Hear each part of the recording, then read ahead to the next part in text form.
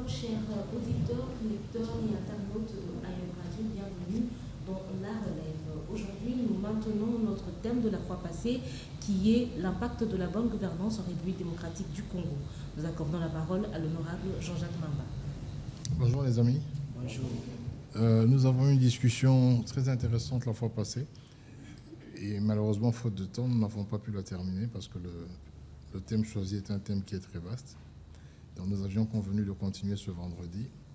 Et donc sans plus tarder, j'ouvre les débats. Et je vais essayer de moins parler que vous aujourd'hui parce que j'ai envie d'entendre vos idées aussi.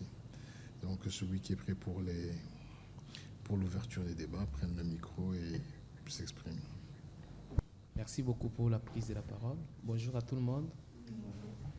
Je me représente encore que je suis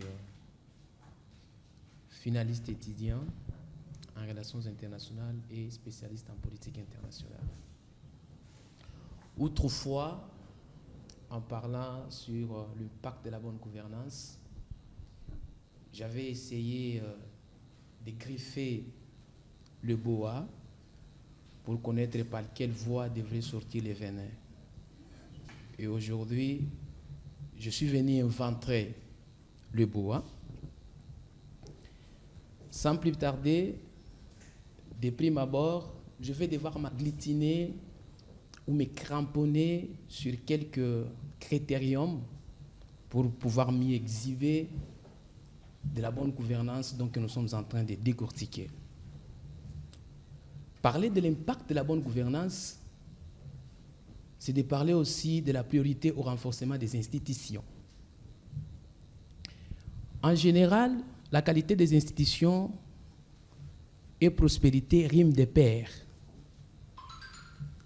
Car un pays doté d'institutions bien gérées est responsable et mieux d'assurer les services et d'installer un environnement propice de la création d'emplois et de la croissance. Puisque dans un État sérieux et responsable, la performance des institutions publiques est vitale pour le pauvre peuple qui dépendent d'une manière disproportionnée des services fournis par l'État. Parler de la bonne gouvernance, c'est de parler aussi du soutien, de la mobilisation des ressources pour assurer les services. De quoi doit sembler l'argumentaire ici?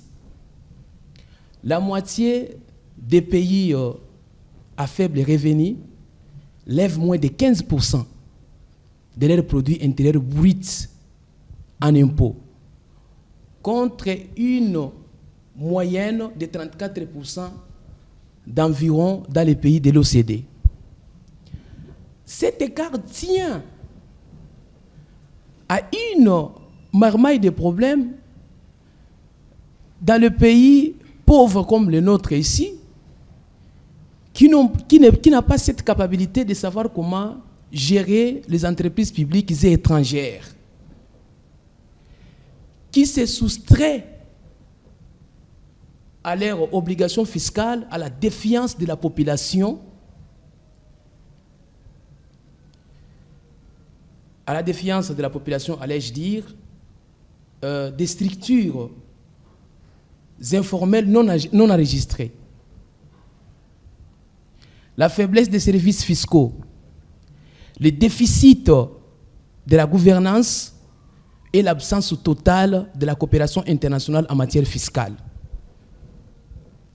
Parler de la bonne gouvernance, c'est de parler aussi de la promotion, de la transparence et de la responsabilité. De quoi est à dire ici? La confiance entre les individus que nous sommes, Congolais, et nos gouvernants repose sur une utilisation transparente des ressources publiques. C'est aussi un moyen qui permet de mieux cibler les dépenses de l'État et de les rendre plus efficaces. Voilà raison pour laquelle la Banque mondiale œuvre aux côtés des pays à faible revenu, pour pouvoir mieux améliorer la transparence budgétaire et des dépenses. Parler de la bonne gouvernance, c'est de parler aussi de la politique étrangère d'un gouvernement. Car la politique étrangère est un instrument qui tente de façonner son environnement de la politique internationale. Ou encore, selon le professeur Marcel Merle, la politique étrangère est la capacité de l'activité étatique tournée vers les dehors, qui veut dire, par l'opposition à la politique intérieure, des problèmes qui s'opposent à l'escalade des frontières. Parler de la politique étrangère et parler de l'impact de la bonne gouvernance, c'est de parler aussi de la guerre, de l'organisation de la guerre. Comment est-ce que l'État congolais peut avoir cette facilité de pouvoir mieux organiser la guerre par rapport à tout ce que nous sommes en train de constater à l'Est actuellement. Je marie dans mon argumentaire l'idée de Clausewitz, lui qui dit d'ailleurs que la guerre, c'est la continuation de la politique selon d'autres moyens. Parler de la politique étrangère, c'est de toucher aussi le facteur culturel et le facteur éducatif. Merci beaucoup.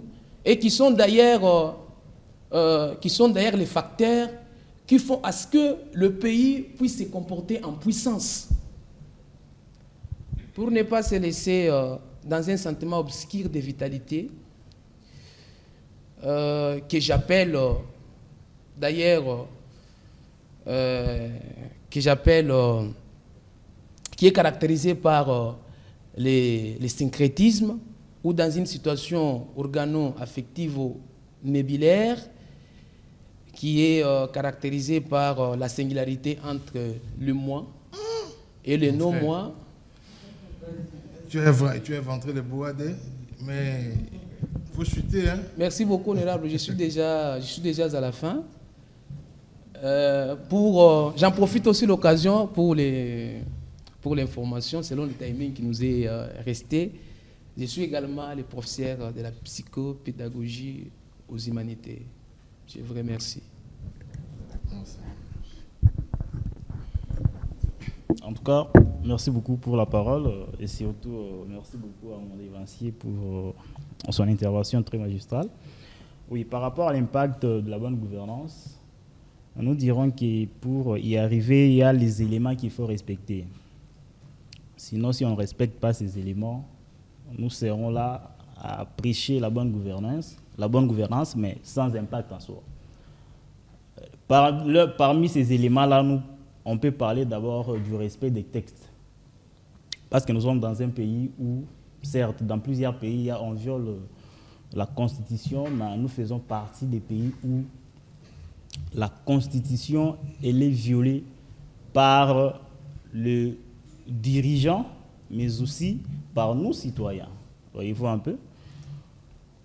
Nous serons là en train de parler de la bonne gouvernance, nous serons là en train de faire les efforts pour que les investisseurs viennent.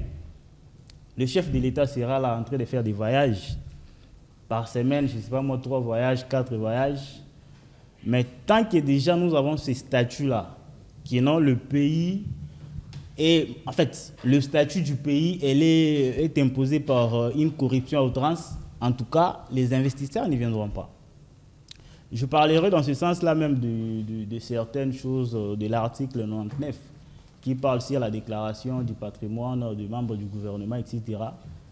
Mais cette disposition-là, elle est violée presque par beaucoup de gouvernements.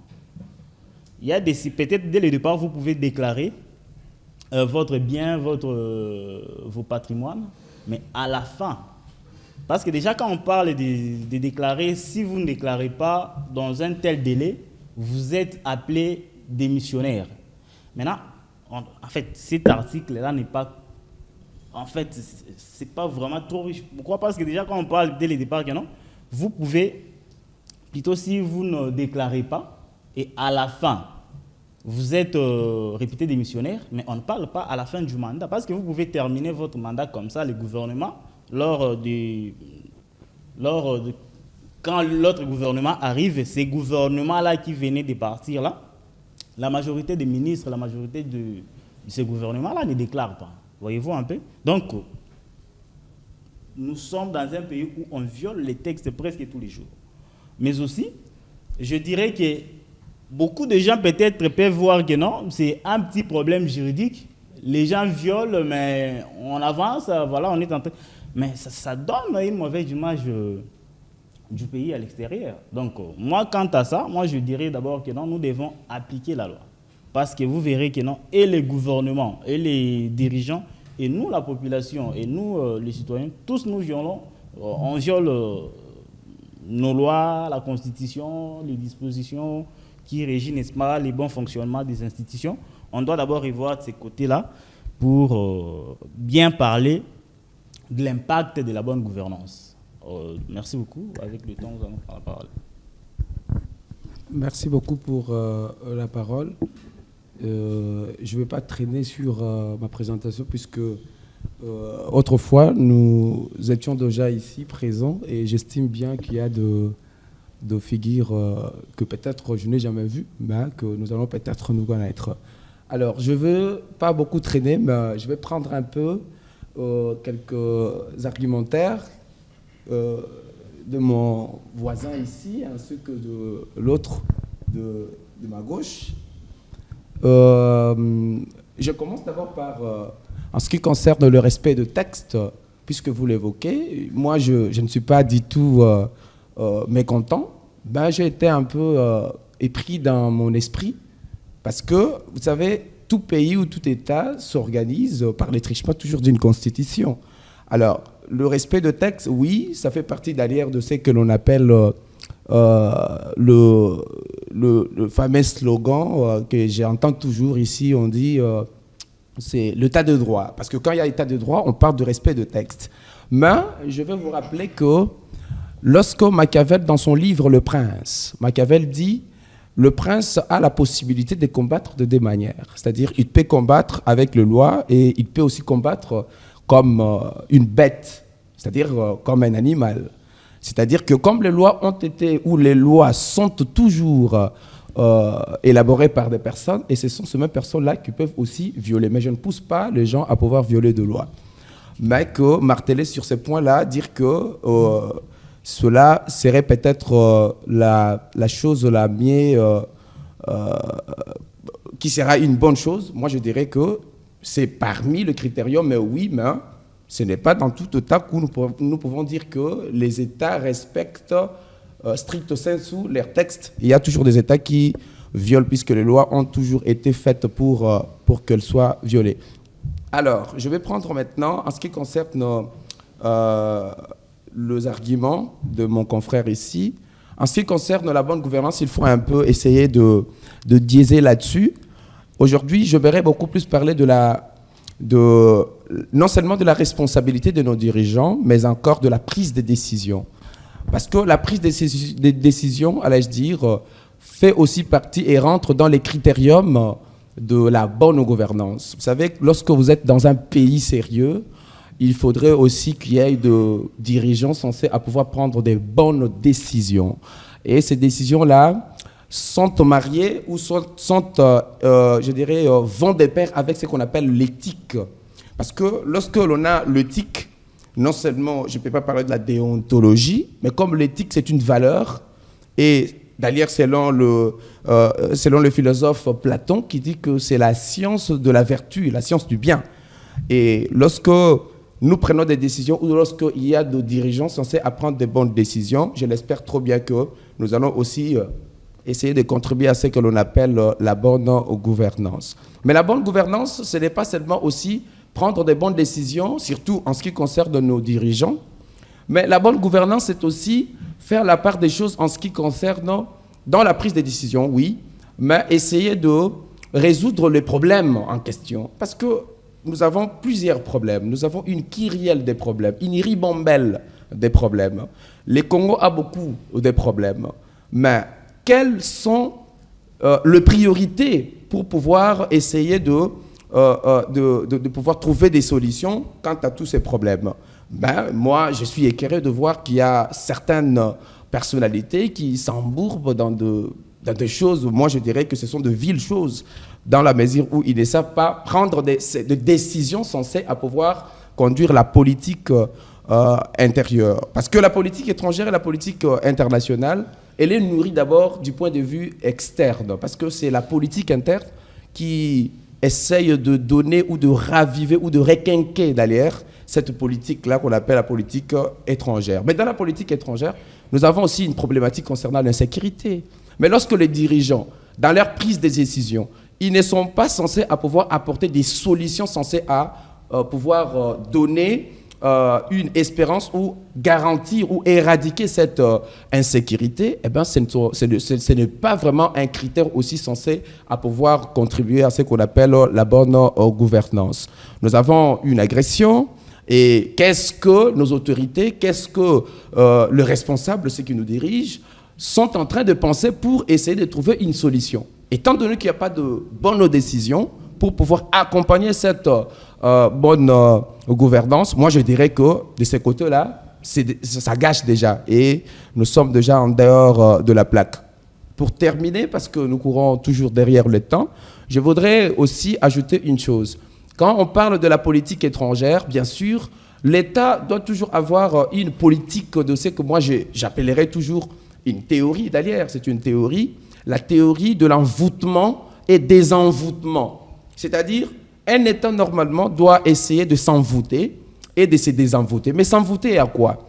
La République démocratique du Congo, moi je trouverais mieux que nos dirigeants puissent mettre aussi à la place publique cette théorie-là de l'envoûtement, s'envoûter à la quête de la puissance. Parce que tout État responsable ne fait que penser aussi à la quête de la puissance. Est-ce que nous aussi pensons à cette problématique ou à cette politique-là de la puissance? Parce que qui dit politique étrangère, ipso facto pense déjà à l'intérêt national. C'est ce que d'ailleurs Machiavel l'a dit. Parce que quand on parle de l'intérêt national, on voit la puissance. Est-ce qu'un jour rêvons-nous aussi à pouvoir être puissants et à défendre notre territoire? Parce que défendre notre territoire demande à ce que nous puissions avoir une armée censée à pouvoir dissuader, une armée qui doit être et en même temps offensive et dissuasive. Est-ce que sur ces points-là, avons-nous des dirigeants censés à pouvoir arrêter des bonnes décisions? Bon, je ne sais pas. Je vais devoir chuter pour poser une question à l'honorable. Et ma question est celle-ci. Vu à tout ce qui a été dit ici, j'estime que je vais le résumer dans trois choses. Dans les trois concepts. Je prends le concept de la paix, je prends les concepts de la guerre, ainsi que je prends les concepts de la bonne gouvernance. Alors, je vous pose la question de savoir, vous, en tant que député national, vous êtes le porteur, vous êtes censé à pouvoir représenter le peuple. Alors, quelle est, dans la décision, quelle est votre politique ou qu'est-ce qui peut essayer de... Bon, je dirais parmi les trois concepts, lequel d'entre les trois préfériez-vous choisir? C'est-à-dire entre la paix, entre la guerre ou soit entre la bonne gouvernance? Et c'est cela un peu la petite question que j'avais dans le ventre. Il se peut que d'autres pourront peut-être me compléter. Je suis pas d'accord avec l'honorable, le temps de quand même répondre par rapport à ce que vous avez dit, parce que ça fait un grand paquet. Et puis après, on va... Bon, vous savez, il n'y a pas beaucoup de questions qui ont été posées. Je crois qu'il y a eu des analyses, l'ami a éventré le bois, l'ami a fait son constat, l'autre ami aussi a développé les théories de Machiavel. Je crois que tout le monde réfléchit sur ce pays et donc je suis très heureux aujourd'hui de moins parler, de vous écouter avec beaucoup d'admiration. Après, en ce qui concerne la question qui est posée, il faut savoir que c'est un choix cornélien. Mais il faut hiérarchiser les priorités. Aujourd'hui, il faut savoir que la sécurité des Congolais est une priorité. Mais pour atteindre cet objectif, il faut que le pays soit bien gouverné. Il faut que les politiques publiques, en ce qui concerne la défense, soient bien élaborées, de sorte que nos forces armées soient en mesure de rencontrer cette mission, de la réaliser. Donc, lorsque je parle de choix cornélien, parce qu'en réalité, ce sont des objectifs qui se lient et qui forment un tout. Et c'est comme cela qu'on parle de bonne gouvernance, dans le sens où les décideurs, ceux qui prennent les décisions, ceux qui nous représentent et qui prennent les décisions pour l'ensemble des Congolais, doivent hiérarchiser les priorités et construire des politiques publiques, élaborer des stratégies avec les ressources qui sont disponibles pour réaliser l'objectif premier et qui est le plus important actuellement, c'est la sécurisation des Congolais. Mais de manière générale, la bonne gouvernance, comme je l'ai dit, et je vais continuer à le dire, n'est qu'un chemin. Vous pouvez aller aux États-Unis, en France, vous entendrez tous les jours des scandales au Parlement, des scandales au gouvernement, des ministres qui démissionnent, des députés qui sont obligés de démissionner, des chefs d'entreprise qui sont obligés de démissionner. Même en Angleterre, parce que soi-disant, il aurait dissimulé des avoirs, soi-disant, il n'aurait pas fait de bonnes déclarations fiscales et ainsi de suite. Cela veut dire que quelque part, la perfection n'existe pas en matière de gestion. Ce qu'il faut ancrer dans l'esprit, c'est la quête perpétuelle d'aller vers le mieux, la quête perpétuelle de faire ce qui était mieux qu'hier. Et lorsqu'on est animé de cet esprit-là, parce que j'ai entendu parler ici d'un envoûtement à la puissance, donc lorsque vous êtes envoûté à la puissance et à la perfection, vous allez continuer à chercher à vous améliorer au jour le jour. Donc il faut considérer que c'est un chemin et que chacun de nous doit donner du sien. Et comme je l'ai dit, pour les questions de transparence et les autres questions, ce sont des questions qui nous concernent tous. Dès lors que nous allons arrêter d'être en osmose avec les concitoyens qui nous pillent, qui nous volent, et que nous allons arrêter de flirter avec ces concitoyens, de les aduler, de les chanter, alors qu'ils sont en train de piller l'État, d'aller leur demander des services sociaux, leur demander d'enterrer nos femmes, nos sœurs, nos frères, d'aider dans le quartier, de faire ceci. Aussi longtemps que nous allons continuer avec cet état d'esprit, nous resterons dans la normalité des antivaleurs. Et lorsqu'on est dans la normalité des antivaleurs, la puissance n'arrive jamais. Donc je crois que c'est une responsabilité que nous devons avoir tous, mais aussi un état d'esprit que nous devons cultiver. Donc comme on a un problème de temps et que j'aimerais que tout le monde s'exprime, moi je serai moins bavard, donc on pourra faire circuler le micro de l'autre côté. Madame.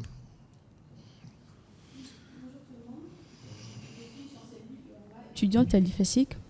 Alors, nous savons tous que pour arriver à la bonne gouvernance, il faut qu'il y ait l'existence de mécanismes qui permettent le bon fonctionnalité et l'épanouissement d'un État. Alors que s'il faut indiquer les piliers, il faut la prise des décisions, lutter contre la corruption. Mais alors qu'en RDC, la corruption est vraiment massive. Tout le temps, il y a le détournement et tout. Et les principaux organes qui sont à la tête du pays, qui devraient prendre des décisions, je pense qu'ils n'ont pas vraiment cette volonté de prendre des décisions pour mettre fin aux situations qui tourmentent les pays. Alors, vous, en tant que député national, pensez-vous, est-ce qu'il faut changer les dirigeants pour avancer?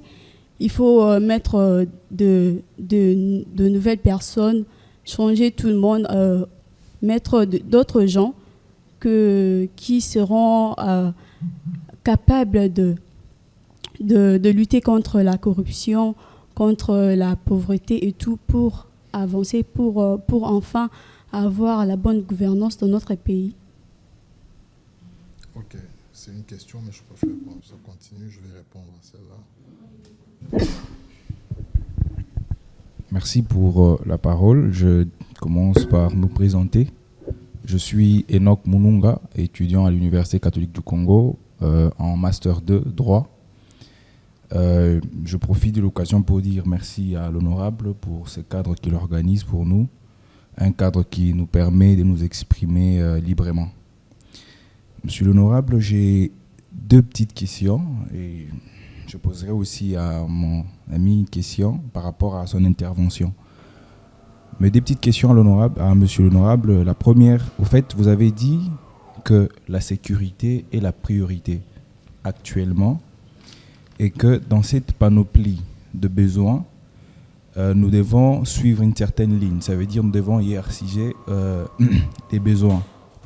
Ensuite, vous avez dit que la sécurité est une priorité, les besoins doivent être hiérarchisés, mais la sécurité alimentaire est également une priorité. Après, puisque gouverner, c'est prévoir aussi. Gouverner, c'est diriger. Gouverner, c'est coordonner en même temps. Alors, quelle politique de gouvernance est propre au développement de la RDC? Parce que, est-ce qu'il faudrait une politique militaire? Est-ce qu'il faudrait une politique économique? Est-ce qu'il va falloir une politique, en fait, quel type de politique il faudrait mettre en place? Quel type de gouvernance faudrait mettre en place aujourd'hui pour les développements de la RDC? Parce que finalement, le but de la gouvernance, c'est les développements. La finalité de la gouvernance, en fait, c'est les développements. La deuxième question, c'est, vous avez parlé des institutions. Vous avez dit que nous avons tous un devoir, c'est un devoir qui vous est accordé à vous, mais c'est également un devoir que nous avons aussi dans la prise des décisions pour le développement, pour une bonne gouvernance.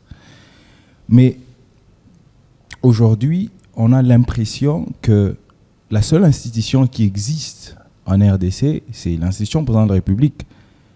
Alors qu'en fait, c'est comme si toutes les institutions aujourd'hui en RDC travaillaient pour le président de la République, jusqu'à créer une sorte d'union sacrée, un pacte d'union sacrée qui va faire en sorte que le président de la République soit encore là l'année prochaine et tout. Donc une gouvernance qui tourne tout autour d'un individu, tout autour d'une institution, tout autour d'une personnalité. Quelle est votre appréhension, quelle est votre idée, quelle est votre pensée par rapport à cette manière de gouverner? Mon ami, à vous, vous avez dit qu'il y a des piliers à respecter pour la gouvernance. Vous avez dit qu'il faut des institutions, qu'il faut des services publics. Alors, j'ai quand même envie de savoir la différence que vous faites, au fait, entre une institution et un service public. Je crois que j'ai des questions, mais je m'arrête là. Merci. D'accord, vous pouvez donner la parole à... Merci beaucoup pour l'octroi du verbe. Je suis Emmanuel Kabala. Je suis étudiant, d'ailleurs en terminale, à l'université de Kinshasa. Je fais le droit. Allant dans le même sens que mon ami, dans sa première question, ce qui est sûr, lorsqu'on parle de la bonne gouvernance, d'ailleurs, l'ONU a donné le pilier. Dans la bonne gouvernance, nous avons la transparence, également la responsabilité. Qui dit responsabilité, on voit la responsabilité politique, très bien assurée d'ailleurs par le Parlement. Il y a également la responsabilité pénale. Ma première question à l'honorable, c'est dans la responsabilité politique. Est-ce que, pensez-vous, avec le fait majoritaire, donc je m'explique, le fait majoritaire, c'est le fait qu'il y a une majorité à l'africaine aujourd'hui. Je sais pourquoi je dis à l'africaine, tout simplement parce qu'il y a de complaisance. Par exemple, vous êtes membre d'un parti politique, vous avez 2 ministres au sein du gouvernement, vous êtes au Parlement. Est-ce que ce n'est pas un bloc de complaisance pour responsabiliser les membres de votre clan politique ou de votre majorité qui se trouvent au gouvernement? Est-ce que ce n'est pas... Il n'y a pas un électrochoc entre le fait majoritaire et la responsabilité de gouvernants, et des gouvernants, surtout en ce qui concerne votre métier. Alors, ma deuxième question, toujours pour rencontrer mon ami, parce que, honorable, vous n'avez signé le pacte avec personne de rester député. Demain, vous pouvez être président de la République. Demain, vous pouvez être ministre. Concrètement, vous, aujourd'hui, président de la République, qu'est-ce que vous pouvez faire concrètement, de manière concrète? Vous savez que je vais commencer par ça, par ça. Qu'est-ce que vous pouvez faire pour matérialiser la bonne gouvernance? Même si la bonne gouvernance, c'est un idéal à atteindre, on la tient pas même aux États-Unis, mais quand même avoir de pas vers la bonne gouvernance. Ce serait ça. Je vais essayer de, avant que vous continuez, parce qu'il y a quand même 3. Il y a eu plus ou moins 5 à 6 questions, donc je vais essayer de répondre et puis après je vais vous laisser intervenir. En ce qui vous concerne, madame, vous avez posé un problème qui est majeur. Mais je m'en tiens à mes propos, c'est-à-dire qu'aujourd'hui, nous vivons nos propres choix. Nous subissons nos propres attitudes. Nous subissons ce que moi j'appelle, et j'ai un ouvrage que j'ai en préparation qui sortira d'ici la fin de l'année, le syndrome de l'irresponsabilité collective. Les institutions viennent d'où? En commençant par la présidence de la République, le Parlement, le Sénat. D'où vient la présidence de la République? Elle vient d'un suffrage universel direct. C'est-à-dire que les Congolais, en âme et conscience, sur base d'un programme présenté par les candidats, élisent le président de la République. D'où vient l'Assemblée nationale? Sur base de la Constitution, lors d'une élection nationale, les candidats députés nationaux se présentent et les électeurs les choisissent en fonction de leur programme, de leur discours. La qualité des institutions dépend de la qualité du choix. Et lorsque le choix est motivé par autre chose que cette envie-là de progrès, la conséquence est logique. Vous ne pouvez pas demander, lorsque vous vous élisez quelqu'un parce qu'il ressemble à votre père ou il ressemble à votre maman ou il est de votre village ou vous aimez bien comment il danse, être étonné que le lendemain, si cette personne se retrouve ministre, soit dans l'incapacité de construire une politique publique à l'avantage de la communauté ou du pays. Ça veut dire que nous avons une responsabilité, madame, c'est que lorsqu'il y a des élections, nous devons devenir sérieux. Nous, je parle de la population. Vous savez, aujourd'hui, moi, quand je fais des discours, chaque fois que je fais des réunions et que je vais m'adresser à la base, vous voyez qu'il y a des gens qui dorment, en fait. Il dort pourquoi? Parce qu'il a déjà mis son nom sur la liste. Et il sait qu'à la fin de la réunion, on va lui donner 3 000 francs. Et il est venu pour prendre ces 3 000 francs puis pour partir. D'une part, il y a cette lassitude parce que les gens ont perdu foi en la rhétorique politique. Ils ont tellement entendu Français, Milaï et tout ça, et à la fin, ils constatent que leur vie n'a pas changé, de sorte qu'aujourd'hui, ils sont insensibles au discours politique. Mais d'autre part, cette insensibilité, la paye cash. Parce qu'en ce moment-là, il se décide de voter parce qu'il a eu de l'argent, parce qu'il a eu un polo, parce qu'à Zavionnaï un quartier, et il ne devrait pas être étonné que le pays continue à fonctionner comme cela. Donc, il faut que chacun de nous se réveille à un certain moment et s'auto-sanctionne pour se dire, bon, c'est vrai que nous allons vivre aussi là pendant la campagne T, et qu'aujourd'hui, je veux voter un candidat que j'ai écouté. Je veux voter un candidat que je sens capable. Je veux voter un candidat qui m'a convaincu. Et donc, dès lors que l'ensemble de la population va commencer à réfléchir comme ça, vous verrez que le pays va avancer. Vous savez, dans les provinces, nos collègues dans les provinces, dans les villages, ils s'en foutent à la limite de la politique. Là-bas, vous avez ce qu'on appelle les fils du terroir. Ce n'est pas comme nous à Kinshasa. Vous êtes élus, personne ne sait de quelle province vous êtes élus par les Kinois, qui proviennent eux tous de toutes les provinces. Il y a l'électricité, il y a Internet, tout le monde est très informé. Mais lorsque vous allez dans des villages, les gens ont ce qu'on appelle un lien affectif avec les fils du terroir. Et ce lien affectif est construit autour des réalisations du fils du terroir au profit de sa communauté. Ça veut dire que dans son village, il a fait un pont, il a fait 2 écoles, il a fait ceci, il a fait cela. On dit, moi, l'anabiso, c'est l'arabiso, il faut te voter à Zongakakuna pour la Basso. Ça veut dire que le lien de représentativité est un lien qui est social. Ce n'est pas un lien de performance, ce n'est pas un lien lié à sa performance en tant que député, c'est-à-dire dans la législation et dans le contrôle parlementaire, mais c'est dans sa capacité à répondre aux problèmes sociaux qui l'environnent. C'est ça la base. Donc, pour vous dire, madame, que notre problème, il est plutôt global. Le député doit cesser d'être le prolongement de l'inefficacité du gouvernement. Ça veut dire qu'il ne doit pas faire des ponts, il doit rester dans son travail de contrôle, il doit rester dans son travail de législation. Malheureusement, ce n'est pas le cas. Donc, moi, quand je ressens 100 personnes, Mon assistant est là derrière et vous dira que 95 personnes viennent poser un problème social, d'argent, d'hôpital, d'études et ainsi de suite. En ce qui concerne les préoccupations que vous avez soulevées, vous avez parlé de l'union sacrée, je vais répondre. Vous avez aussi parlé de la politique qu'il faut. Vous savez, un pays, c'est comme une entreprise aussi. Nous avons des problèmes sécuritaires, sécurité à l'Est, mais nous avons aussi des problèmes de sécurité alimentaire. Nous avons plus de 27 millions d'enfants qui sont sous-alimentés dans ce pays. Nous avons actuellement, dernièrement, il y a eu une pénurie du maïs au Katanga. Le sac est passé jusqu'à 45 000 francs. Donc nous avons aussi des problèmes économiques. Mais c'est pour cela que nous avons un gouvernement. Et dans le gouvernement, vous avez des ministres sectoriels. Chacun dans son secteur est censé apporter des solutions aux problèmes posés dans le secteur. Donc ce qu'il faut avoir, c'est une harmonie gouvernementale que nous avons du mal à atteindre. Pour quelles raisons? Parce que nous avons aussi fait des mauvais choix électoraux, de systèmes électoraux. L'harmonie gouvernementale, c'est lorsqu'il y a une vraie majorité. Vous savez, aujourd'hui, les problèmes que nous avons dans l'armée, c'est les problèmes que nous avons dans la politique.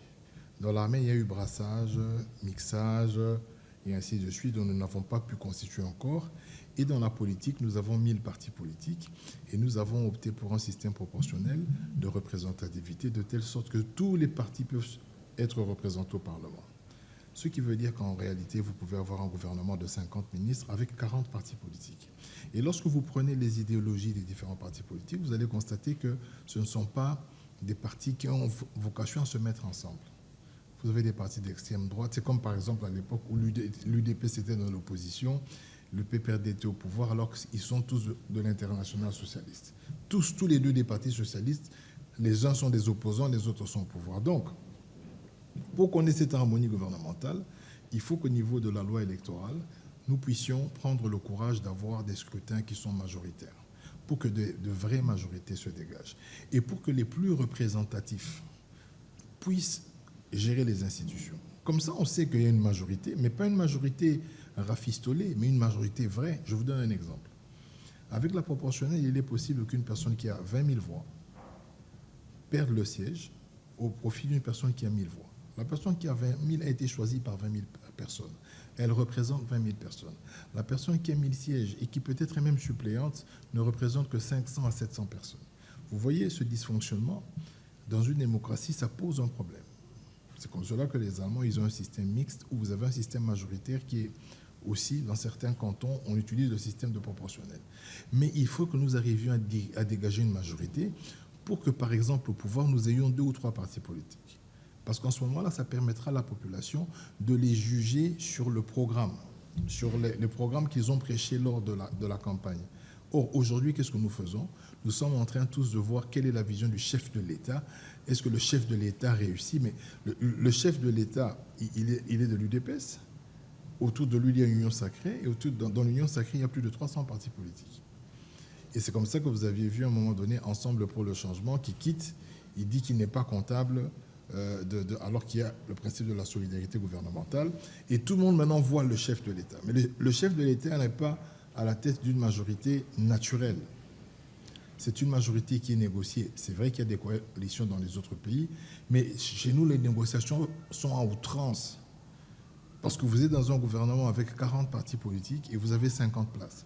Et vous savez, dans un gouvernement, chaque parti vit sa survie.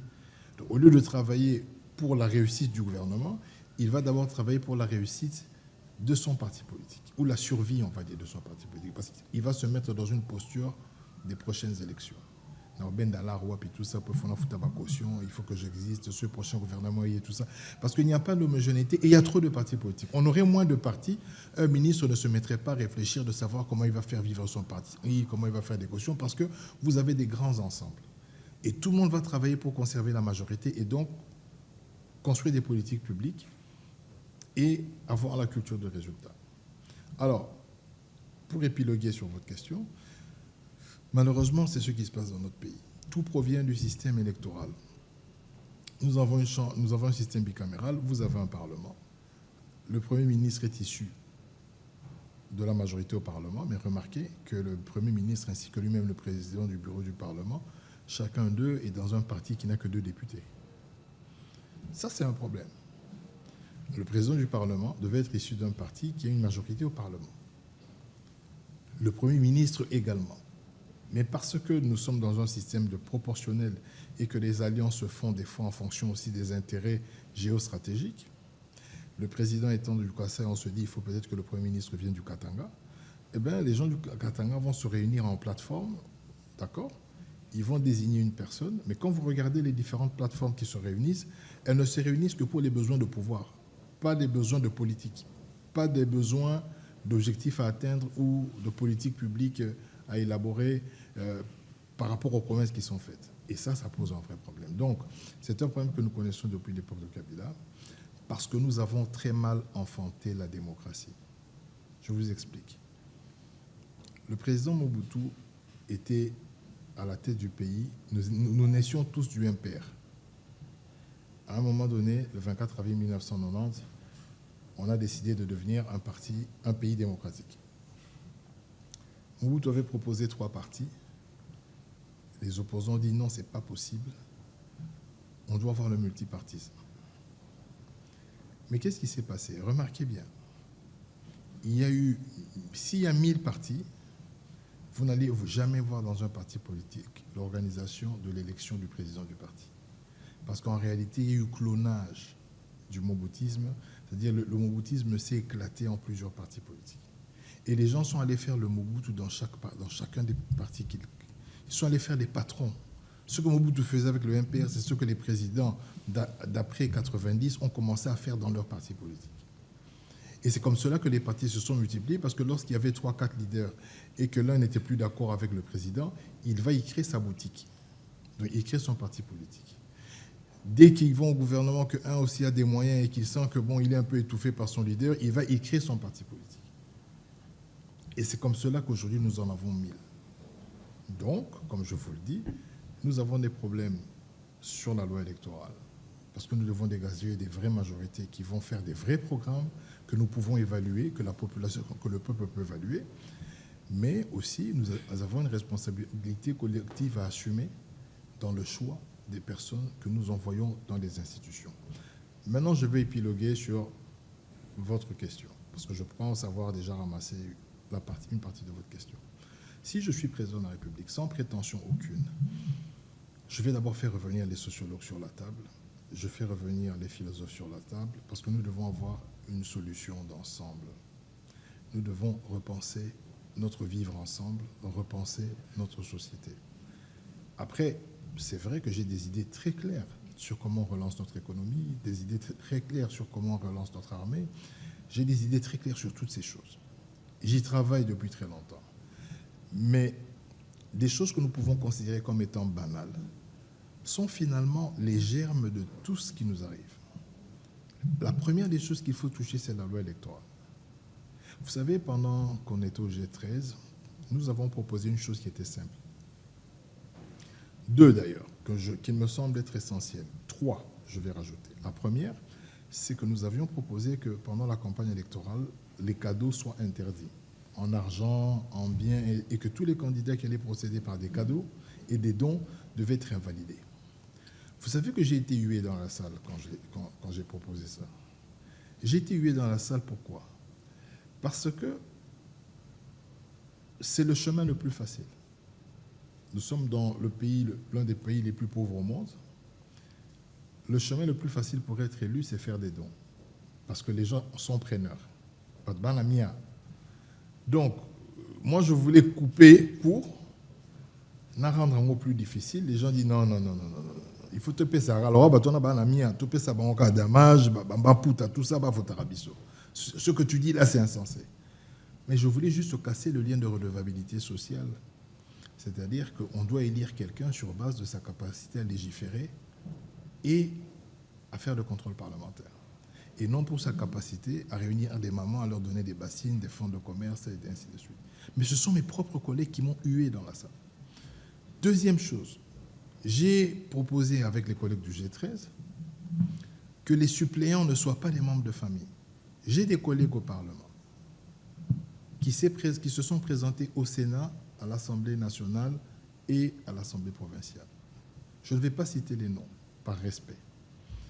Mais vous allez constater que c'est toute la famille qui a la députation. Et d'ailleurs, s'il a la bonne chance d'être ministre, même au Sénat, on va le remplacer. Donc, vous aurez un ministre qui est papa, vous aurez une femme qui est sénatrice, vous aurez un enfant qui est député national et une autre fille qui est députée provinciale. Et lorsqu'ils ont commencé à me huer, moi, je leur ai dit, écoutez, les amis, que celui qui est courageux, lorsque nous allons aller en campagne cette fois-ci, sur son affiche, qu'il mette la photo de ses suppléants, qui disent déjà à l'avance, votez-moi, ma femme c'est mon suppléant, mon fils c'est mon deuxième suppléant, votez notre famille. Et vous verrez si les gens vont vous élire. La troisième des choses que nous avons proposées, c'est le scrutin majoritaire. Vous savez, nous avons un système politique qui est vicieux. On ne laisse pas la possibilité à des personnes qui n'appartiennent pas à des groupes, qui peuvent avoir une manière de penser singulière, la possibilité de devenir député. Aujourd'hui, un indépendant ne peut pas devenir député. Vous devez être sous le dictat d'une autorité morale. Si vous avez une indépendance d'esprit, on ne veut pas laisser le passage aux indépendants, à ceux qui peuvent penser différemment. Or, partout ailleurs, on protège les indépendants. On demande à un indépendant, pour le cas de Lukuma par exemple, d'obtenir la moitié des suffrages exprimés. Ça veut dire qu'ici, il y a 1 million de voix. Sur le mot bien indépendant, il faut en avoir 500 000 voix. Donc, si je suis président de la République, je mets un tour de ma table des sociologues et des philosophes pour qu'on repense la société. Je touche la loi électorale. On renforce les mécanismes de contrôle et les mécanismes de sanction. J'essaie d'être le plus exemplaire possible pour pouvoir imposer cette exemplarité à mon entourage, imposer cette exemplarité dans l'administration, dans le gouvernement. Donc ça, c'est toute une émission. Malheureusement, je ne suis pas candidat, mais le jour que je serai candidat, comme vous êtes jeune, vous serez encore en vie, vous revenez, on va discuter de cela. Donc, mais j'ai des idées claires là-dessus. Voilà, merci beaucoup l'honorable pour l'octroi de la parole. Ce n'est pas un droit, vous êtes là pour parler. Oui, je suis des bons cimères, lexique, de communication, voilà. Voilà, je pense que les observations ont été faites déjà. Je vois que la grande partie a été amorcée. Je vais juste ajouter, soit ce qu'il a dit, bien qu'il n'est là pas renchéri, au fait. Voilà, quand on parle de la bonne gouvernance, voilà, j'ai déjà accepté tout ce qu'ils ont dit, mais on parle surtout à la réponse, soit aux réponses de la bonne, de la bonne gouvernance, la bonne gouvernance doit répondre aux exigences de la population. Surtout quand on veut parler de la bonne gouvernance. Il faut qu'on sente une réponse dans une totalité aux exigences de la bonne gouvernance, aux exigences de la population. Que veut la population? En parlant de l'éducation, en parlant de l'alimentation, en parlant de la survie, au fait. C'est dans ce sens-là. Au fait, ma question, je pense que serait de cette manière. Alors, quand on parle de la bonne gouvernance, on voit la gérance, on voit la prévision, on voit le contrôle, mais aussi on voit la correction. Alors, comment est-ce que notre pays, la République démocratique du Congo, corrige les effets qui sont jugés, qui amènent au fait de notre pays à ne pas être dans la mesure de la bonne gouvernance, en parlant de la corruption, en parlant de tous ces faits-là? Comment est-ce que la République corrige cela?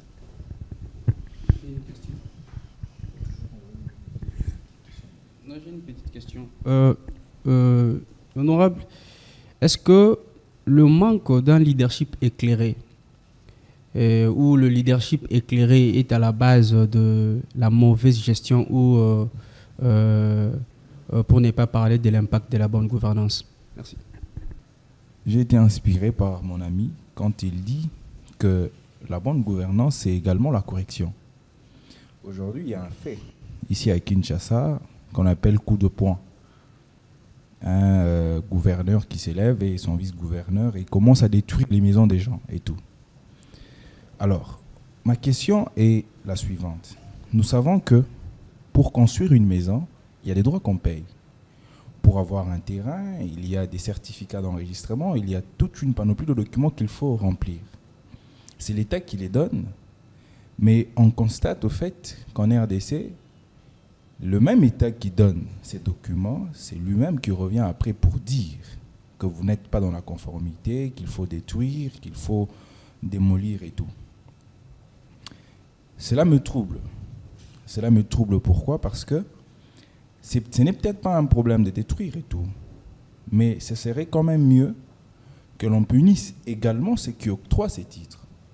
On constate malheureusement que l'État corrige les victimes, ça veut dire les plus faibles, mais l'État ne va pas loin jusqu'à la source.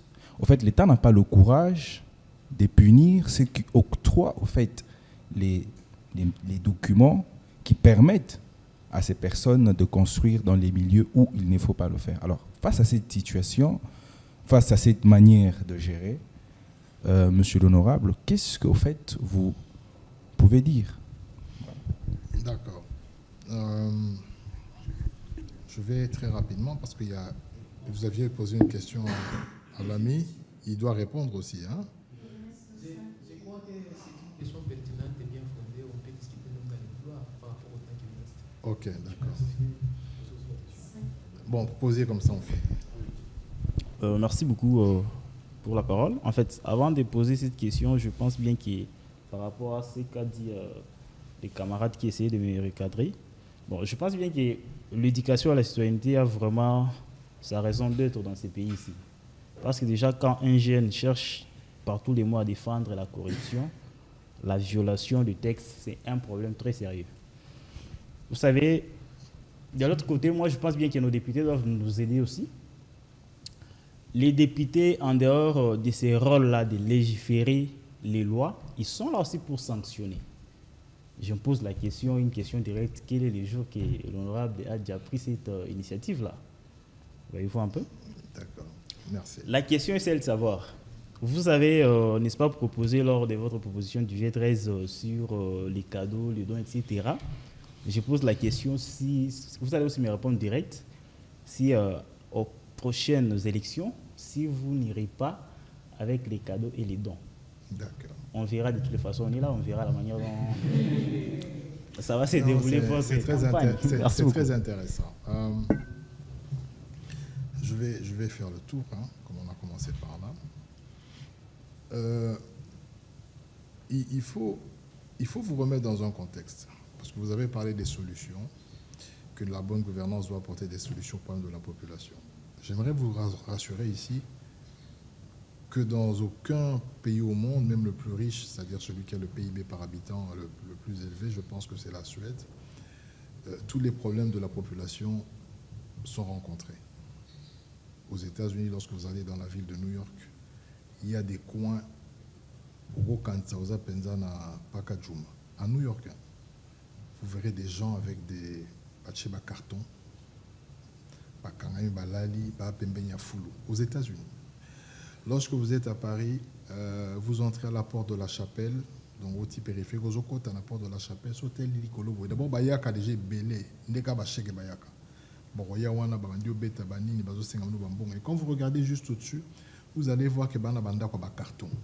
Ils sont de blanc ou de noir? Il y a même des blancs. Il y a des clochards blancs. Aux États-Unis, d'ailleurs, il y a des clochards. J'ai assisté une scène aux États-Unis. Mutumura Koui Nanzela. Et vous savez, là-bas, le problème de l'assurance maladie, c'est un gros problème. Ce n'est pas comme en Europe où ils sont très sociaux. Vous allez à l'hôpital, on vous soigne, on vous envoie la facture à la maison. Bateau ambulance, baye, batounyeka question moko. Est-ce que vous avez une assurance maladie? Batali, Beti, Nine, Monika Zanamote, Bakeye. Ils sont partis, ils ont laissé le gars là par terre. Chose qui est impensable en France, impensable en Belgique. Donc, ceci pour vous dire, la bonne gouvernance est un chemin. La prétention de résoudre tous les problèmes de la population est noble, mais c'est impossible. Le plus important, c'est d'être sur ce chemin-là. De chaque fois, essayer d'évoluer pour faire face à ces problèmes-là et les solutionner, sans penser qu'il va arriver un matin où dans le pays, il n'y aura plus de problème. Ça ne peut pas exister. Mais lorsque vous avez la possibilité, le potentiel de résoudre des problèmes et que vous ne le faites pas, alors en ce moment-là, vous êtes un incompétent. En ce moment-là, vous n'êtes pas dans la bonne gouvernance. Mais il peut arriver que vous êtes dans la bonne gouvernance, mais que vous n'arrivez pas à solutionner tous les problèmes, parce que les problèmes sont inhérents à la vie humaine. Et ils sont nombreux. Même Dieu qui nous a créés ne résout pas tous nos problèmes. Donc je ne vois pas comment un humain ou un gouvernement va résoudre le problème de tout le monde. D'accord? Vous parlez de leadership éclairé. Ce sont des phrases congolaises que j'aime beaucoup. Leadership éclairé, tout ça, vision du chef de l'État, sous l'impulsion. Bon, moi, ces choses-là, je pas en côté. Je suis un chiffre, je n'ai pas. Je pense que le meilleur leadership, c'est celui qui rend les gens meilleurs. Ça veut dire que si vous avez la capacité autour de vous de rendre les gens meilleurs, les gens ne peuvent pas se lever quand vous y êtes, les gens vont mettre l'homme à beau côté, les gens ne vous craignent pas, parce que le leadership africain, et surtout à Congolais, surtout Lingaka, c'est-à-dire que quand Excellence Azokota dans le ministère, tout le monde sait que Azokota, vous voyez les gens commencer à courir, on dirait, bon, Excellence, poussez-la. Les gens aiment ça. Et moi, je ne suis pas fan de ce genre de leadership. C'est ce qui peut expliquer que je n'ai pas de garde, je n'ai pas des gens qui m'ouvrent la portière. Je trouve ces choses-là inutiles. Je ne peux pas, dans un pays pauvre comme le nôtre, être à l'aise à l'idée d'aller dans un supermarché, qui marché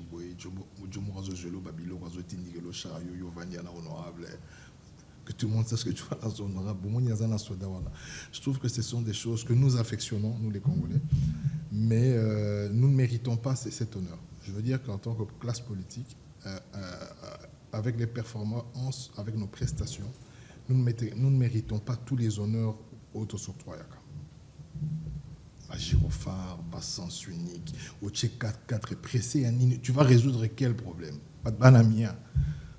Tu vois, quand ça 4-4, il est très pressé, qui va résoudre un problème sérieux.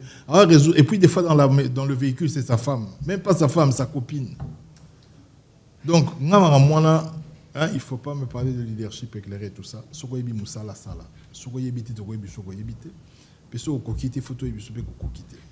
tout ce qui est le plus important. Alors, en ce qui concerne les destructions, il y a beaucoup d'anarchie dans ce pays. Et je vais partir au plus bas de l'échelle.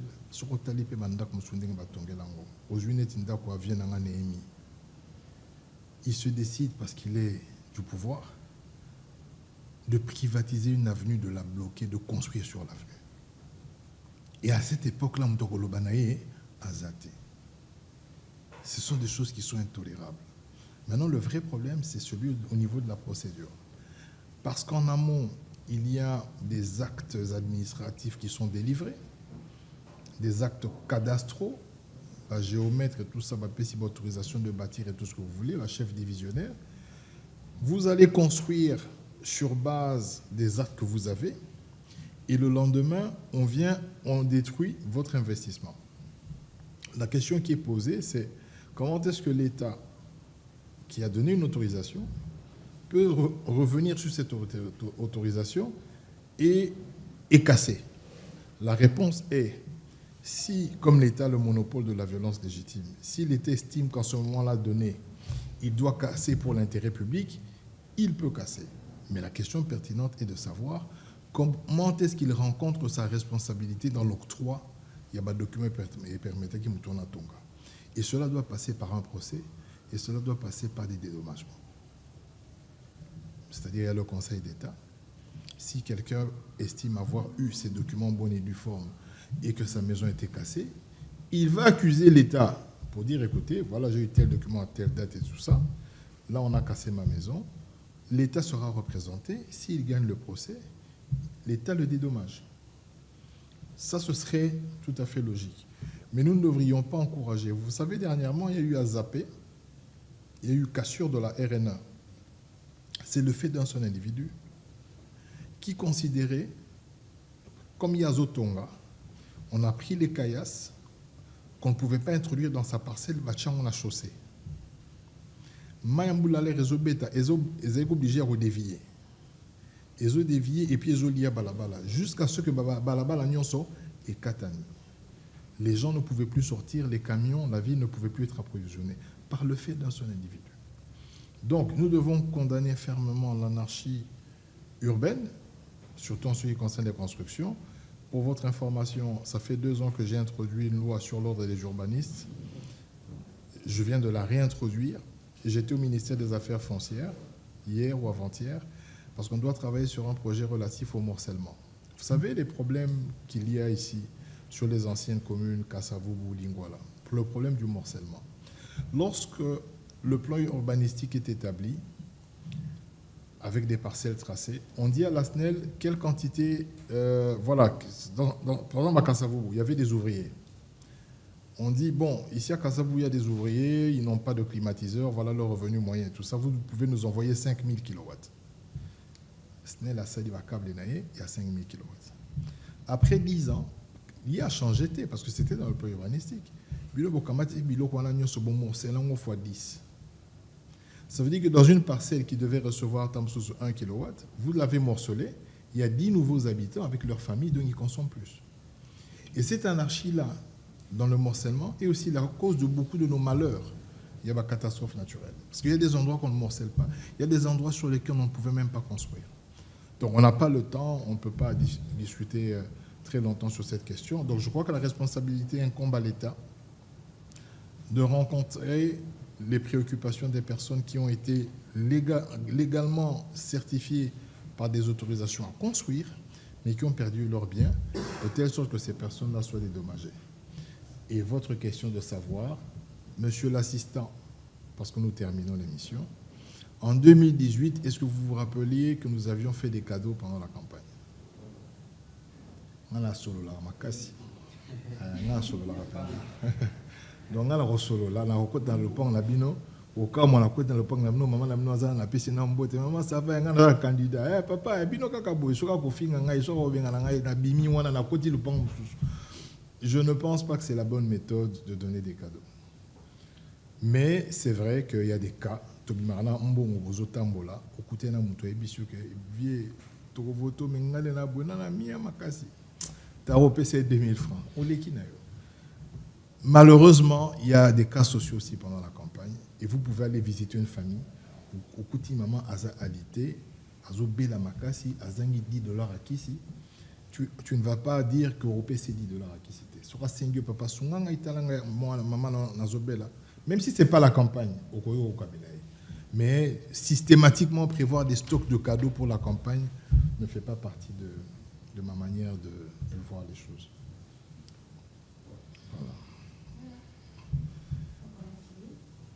Et que vous êtes convaincus, ce thème, on clôture aujourd'hui, on revient sur ça prochainement. C'est bon. Ça va, hein? La bonne gouvernance est encore en chemin, comme a dit l'honorable.